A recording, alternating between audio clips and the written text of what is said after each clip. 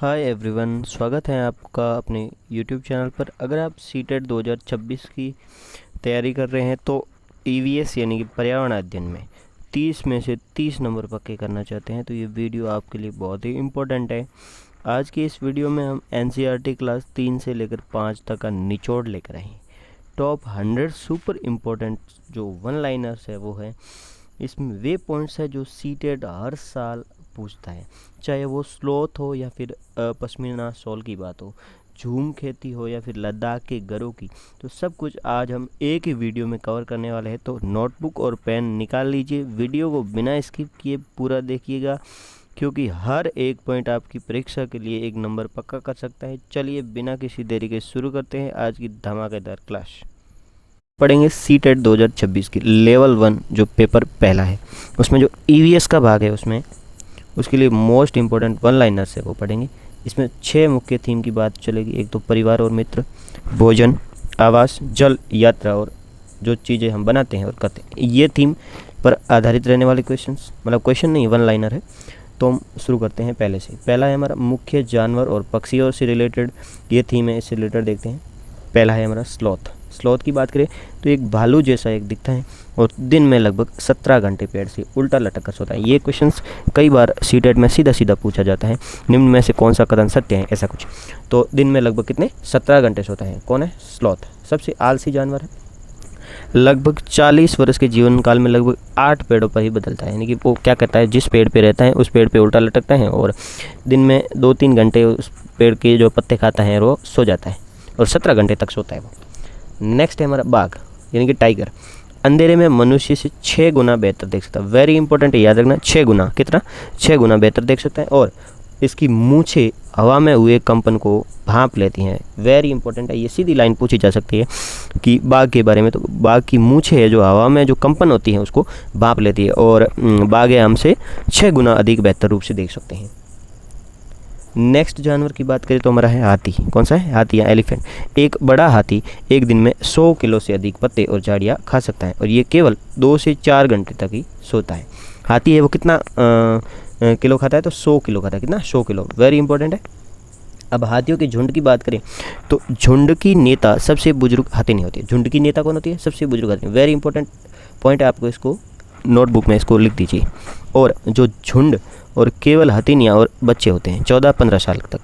14-15 साल के बाद में क्या होते हैं, जो बच्चे होते हैं वो अलग हो जाते हैं और फिर उनके साथ में और छोटे बच्चे आ जाते हैं। सांप की बात करें तो भारत में केवल 4 प्रकार के जहरीले सांप पाए जाते हैं। पहला नाग, करेत जिसे साइलेंट किलर भी कहा जाता है, अफाई और दुबोया। वेरी इंपॉर्टेंट है, 4 सांप है जहरीले है भारत में। वेरी इंपॉर्टेंट, आपको याद रखना है। पहला नाग यानी कि कोबरा, किंग कोबरा, करेत, अफाई और दुबोया, ये 4 प्रकार के जो सांप है भारत में, बहुत जहरीले सांप है। चलिए सांप के दांत की बात करें तो इसके 2 खोखले और जहरीले दांत होते हैं। कितने होते हैं? 2 दांत होते हैं और वो खोखले होते हैं, जहरीले होते हैं। लेकिन ये भोजन को चबाकर नहीं बल्कि निगल कर खाता है। सांप कभी भी भोजन को चबाता नहीं है। बात करें चील, बाज और गिद्ध की, ये मनुष्य की तुलना में 4 गुना अधिक दूरी तक देख सकते हैं, जबकि बाघ की बात करें तो कितना? 6 गुना। और चील, बाज और गिद्ध ये मनुष्य से 4 गुना अधिक दूरी तक देख सकते हैं। उल्लू, उल्लू अपनी गर्दन को काफ़ी हद तक यानी कि लगभग पीछे तक घुमा सकता है। मैना झटके से अपनी गर्दन आगे पीछे करती है। ये क्वेश्चंस कई बार सीटेट में पूछा जा चुका है कि निम्न में से कौन सा कथन सत्य है। मैना है वो झटके में अपनी गर्दन है वो आगे पीछे कर सकती है और ये सत्य कथन है। तो इस प्रकार सीटेट में डायरेक्ट लाइन बाय लाइन पूछे जाते हैं, आपको याद रखना है। दर्जन चिड़िया, दर्जन चिड़िया की बात करें तो अपने तीखे चोंच से पत्तों को सीक कर थैली जैसा घोंसला बनाती है। कल चिड़ी की बात करें जो इंडियन रॉबिन है, पत्थरों के बीच में मुलायम घास और जड़ों और ऊन के घोंसले बनाती है। शक्करखोरे की बात करें तो छोटे पेड़ या झाड़ी की छाल पर अपना लटकता हुआ घोंसला किसका दिखता है? शक्करखोरे का। शक्करखोरे का जो घोंसला कहाँ दिखेगा? छोटे पेड़ या झाड़ी की डाल पर दिखेगा। और कल चिड़ी जो इंडियन रॉबिन है उसका कहाँ दिखेगा? पत्थरों के बीच मुलायम घास में। ऐसा क्वेश्चन पूछा जा सकता है कि पत्थरों के बीच मुलायम घास और जड़ों और ऊन के घोंसले कौन बनाता है? तो कल चिड़ी। नर वीवर पक्षी सुंदर घोंसले बनाता है और मादा वीवर पक्षी उनमें सबसे अच्छा घोंसला चुनकर है वो अंडे देती है। जो नर वीवर पक्षी वो अच्छा और सुंदर घोंसला बनाएगा और मादा वीवर पक्षी उसमें क्या कर देगी? अंडे देगी। बगुला और भैंस, इनके बीच में सहजीवी सिम्बायोटिक संबंध होता है। बगुला भैंस के शरीर पर जो बैठे कीड़े होते हैं उसको खाता है। सहजीवी क्या होते हैं? जो एक दूसरे पर निर्भर रहते हैं, मतलब यह इस पर तो यह इस पर। बगुला क्या करता है? भैंस के शरीर से जो कीड़े मकोड़े खाता है, जिससे भैंस को भी फायदा होता है और बगुले को खाना मिल जाता है। रेशम का कीड़ा अपनी मादा को सब उसकी गंध से कई किलोमीटर दूर से पहचान लेता है। वेरी इंपॉर्टेंट पॉइंट, याद रखें। अब दूसरी थीम है, उसके बारे में अब डिस्कस करेंगे।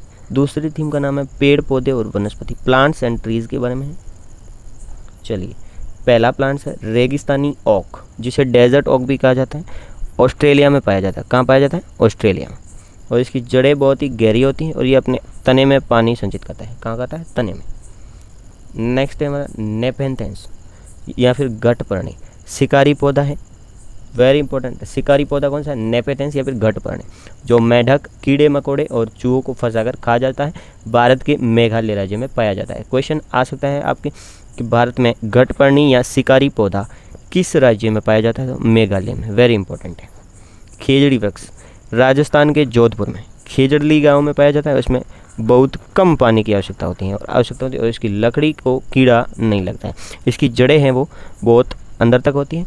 राजस्थान के जोधपुर में खेजड़ली गांव में खेजड़ी के लिए 363 लोग हैं वो शहीद हो गए थे। वेरी इंपॉर्टेंट है, ऐसा क्वेश्चन आ सकता है। अमृता देवी बिश्नोई के बारे में एक पार्ट भी आया हुआ है, जो आगे हम इसके बारे में और डिस्कस करेंगे। ये वेरी इंपॉर्टेंट है। नेक्स्ट क्वेश्चन है बरगद का पेड़। इसकी शाखाओं से लटकने वाली जड़ें हैं वो असल में खंभों की तरह पेड़ को सहारा देती। क्रोटोन पौधे की बात करें तो मिट्टी के सूखने का संकेत देते हैं, क्योंकि इनकी जड़ें ज़मीन में ज़्यादा गहरी हो नहीं होती। जब क्या होता है, मिट्टी सूखने लग जाती है तो ये पौधे जल जाते हैं, तो पता लग जाता है कि मिट्टी अब ज़्यादा गहरी नहीं है, मतलब ज़्यादा मतलब मिट्टी में नमी नहीं है, वो सूखने लग गई है। वेलक्रो की बात करें तो जॉर्ज डे मेस्टर ने 1948 में बीजों के कपड़ों पर चिपकने से प्रेरणा लेकर बनाया था। वेलक्रो क्या होता है? जो वेलक्रो चिप्स होती है ना, उसमें एक साइड में तो जो रुई जैसा होता है और दूसरी साइड में उसमें जो तिखा तिखा होता है, वो उसमें आपस में चिपक जाते हैं। इसी के आधार पर वेलक्रो जिप बनाई थी जॉर्ज डे मेस्टर ने। कब बनाई? 1948 में। वेरी इंपॉर्टेंट, किसने बनाई? वेलक्रो का आविष्कार किसने किया? जॉर्ज डे मेस्टर ने 1948 में। अगला क्वेश्चन है पौधों के भाग के बारे में कहते हैं। आलू और अदरक पूछा जा सकता है। आलू और अदरक क्या है? तो तना है। कई बार हम सोचते हैं कि आलू तो ज़मीन के अंदर पाया जाता है तो हम जड़ मान सकते हैं, लेकिन आलू क्या है? तना है, और अदरक भी एक तना है। गाजर, मूली और शकरकंद ये क्या है? जड़ है। वेरी इंपॉर्टेंट है। आवास और घर की बात करें, असम के घर कैसे होते हैं? बांस के खंभों पर और ज़मीन से 10 फीट ऊंचे बनाए जाते हैं, क्योंकि वहाँ भारी बारिश होती है। ऐसे क्वेश्चंस कई बार सीटेट में पूछे जा चुके हैं डायरेक्टली।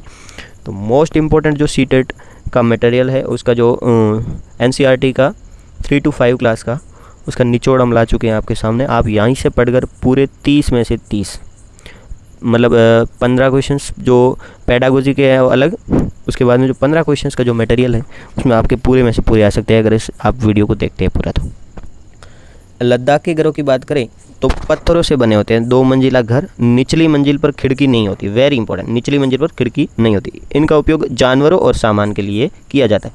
मनाली के घर कैसे होते हैं? पत्थर और लकड़ी से बने होते हैं। डालू छतों वाले घर होते हैं। क्यों भाई डालू छतों वाले होते हैं? क्योंकि वहाँ पर बर्फ़ ज़्यादा गिरती है, तो डालू छत होगी तो वो बर्फ़ है वो ज़मीन पर आ जाएगी। राजस्थान के घरों की बात करें तो मिट्टी की मोटी दीवारों वाले घर, जिनकी छतें हैं वो कंटीली झाड़ियों से बनी होती हैं। श्रीनगर या जम्मू कश्मीर की बात करें तो डोंगा क्या है भाई? बोट, हाउस बोट कहते हैं। डल झील में तैरता हुआ घर है। ख़त्म बंद हाउस बोट पर की गई लकड़ी की नक्काशी को कहते हैं। वेरी इंपॉर्टेंट है।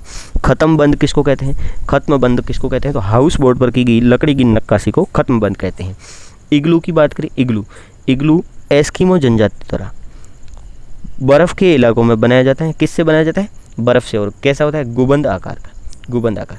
चांगपा जनजाति की बात करें तो लद्दाख के चांगथांग में रहने वाली घुमंतू जनजाति हैं, जो खास किस्म की पश्मीना बकरियां को पालती है। और पश्मीना बकरियों का वो है वो ऊन है वो सबसे अच्छी क्वालिटी की मानी जाती है। रेबो की बात करें तो चांगपा लोगों के याक के बालों से बने शंक्वाकार टेंट को क्या बोलते हैं? रेबो कहते हैं। रेबो क्या है भाई? चांगपा लोगों के याक के बालों के द्वारा बनाया गया शंक्वाकार टेंट। भोजन, स्वास्थ्य और बीमारियों से रिलेटेड पहला क्वेश्चन, पश्मीना शॉल। यह 6 साधारण स्वेटर के बराबर गर्म होती है। कितनी? 6 स्वेटर के बराबर ये गर्म होती है और इसे हाथ से बनाने में लगभग 250 घंटे लगते हैं। कितने? 250 घंटे। मलेरिया की बात करें तो मादा एनाफ्लीस मच्छर के काटने से फैलती है और इसकी खोज रोनाल्ड रॉस ने की थी। Very important. मलेरिया की दवा की बात करें तो सिनकोना पेड़ की छाल से बनाई जाती है, कुनेन कहते हैं। क्या कहते हैं? कुनेन। एनीमिया शरीर में हीमोग्लोबिन और आयरन की कमी से होता है और इसके उपचार के लिए, एनीमिया के उपचार के लिए आंवला, गुड़ और हरी पत्तेदार सब्जियां खानी चाहिए। डेंगू और चिकनगुनिया की बात करें तो रुके हुए साफ पानी में पनपने वाले एडीज मच्छर से फैलते हैं। अगर बात करें मलेरिया की तो मादा एनाफ्लीज मच्छर और डेंगू और चिकनगुनिया के लिए एडीज मच्छर। लिंग हू फैन ये क्या भाई? हांगकांग में खाया जाने वाला सांप के मांस से बना जो व्यंजन है उसे क्या कहा जाता है? लिंग हू फैन। मोस्ट इंपोर्टेंट क्वेश्चन है, कई बार सीटेट में पूछा जा चुका है। टपायोका क्या है या फिर कप्पा? केरल में ज़मीन के नीचे उगाया जाता है और नारियल की कड़ी के साथ में खाया जाता है। टपायोका। ऊंधियू की बात करें तो गुजरात की एक सब्जी है जो मिट्टी के बर्तन को उल्टा करके कोयले पर बनाई जाती है। ऊंधियू। और ऊंधियू खासकर कहीं तो बैंगन से बनता है। किससे बनता है? बैंगन से। वेरी इंपॉर्टेंट है ऊंधियू। ऊंधियू कहाँ का है? तो गुजरात का। टपायोका केरल का है। लिंग हू फैन की बात करें तो हांगकांग का है। वेरी इंपॉर्टेंट है। दाल बाटी की बात करें तो कहाँ की? राजस्थानी। सरसों के तेल में पकी हुई मछली कहाँ की प्रसिद्ध है? कश्मीर की। सरसों के तेल में। और नारियल के तेल की पकी समुद्री मछली कहाँ की प्रसिद्ध है? गोवा की। वेरी इंपॉर्टेंट है। गोवा की है वो नारियल के तेल में और सरसों के तेल में कहाँ है? कश्मीर में। नेक्स्ट है हमारा जल यात्रा और कला पे जो थीम है हमारी, जल यात्रा और कला। नेक्स्ट गढ़सीसर। गढ़सीसर क्या है भाई? जैसलमेर के राजा गढ़सी द्वारा बनवाया गया 9 जुड़े तालाबों का संग्रह गढ़सीसर। अलबिरून उज्बेकिस्तान से भारत आया यात्री जिसने भारत के तालाबों और जल प्रबंधन की विस्तृत जानकारी लिखी। वेरी इंपॉर्टेंट क्वेश्चन है, आ सकता है। तरुण भारत संघ राजस्थान की संस्था है और जो पुराने तालाबों के पुनरुद्धार और जल संरक्षण का कार्य करती है। कौन सी संस्था है? तरुण भारत संघ। वेरी इंपॉर्टेंट क्वेश्चन है। मृत सागर की बात करें तो दुनिया का सबसे नमकीन सागर है। कौन सा? मृत सागर। इसके 1 लीटर पानी में लगभग 300 ग्राम नमक होता है जिसमें इंसान आसानी से तैर सकता है। मधुबनी चित्रकला बिहार के मधुबनी जिले की प्रसिद्ध कला है जिसमें पिछे हुए चावल के घोल से प्राकृतिक रंग मिलाकर चित्र बनाए जाते हैं। मधुबनी पेंटिंग कहाँ की प्रसिद्ध है? मधुबनी बिहार की। चेराओ क्या भाई? नृत्य। तो मिजोरम का पारंपरिक नृत्य है जो फसल कटने पर बांस की डंडियों के साथ में किया जाता है। चेराओ। तोरंग की बात करें, तोरंग कुडुक भाषा में तोरंग का अर्थ होता है जंगल होता है। झारखंड में बोली जाने वाली भाषा कौन सी है? कुडुक। और तोरंग का मतलब क्या होता है? जंगल। ब्रेल लिपि की बात करें तो दृष्टिबाधित लोगों के लिए 6 बिंदुओं पर आधारित लिपि है। इसकी खोज किसने की? लुई ब्रेल ने की थी। Louis Braille. कर्णम मल्लेश्वरी आंध्र प्रदेश की वेट लिफ्टर है। कौन है? वेट लिफ्टर यानी कि भारवाहक, जो अंतर्राष्ट्रीय स्तर पर 29 मेडल जीत चुकी है। कितने? 29। कर्णम मल्लेश्वरी कहाँ की है? आंध्र प्रदेश की। बछेंद्री पाल की बात करें तो माउंट एवरेस्ट जिसकी ऊंचाई कितनी है? 8,848 मीटर और एनसीईआरटी के अनुसार है 8,900 मीटर। इस पर चढ़ने वाली पहली भारतीय महिला कौन है? बछेंद्री पाल।